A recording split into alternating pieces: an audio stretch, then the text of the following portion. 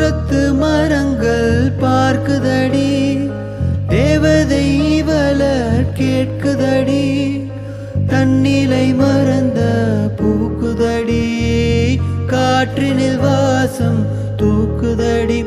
அடி கோவில் எதற்கு, தெய்வங்கள் எதற்கு, உனது புன்னகை போதுமடி. இந்த மண்ணில் இது போல் யாரும் இங்கே எங்கும் வாழவில்லை என்று தோன்றுதடி. ஆனந்த யாழை மீட்டுகிறாய், அடி நெஞ்சில் வண்ணம் தீட்டுகிறாய், அன்பெனும் குடையை நீட்டுகிறாய், அதில் 1000 மழை துளி கூட்டுகிறாய். இரு நெஞ்சம் இணைந்து பேசிட உலகில் பாஷைகள் எதுவும்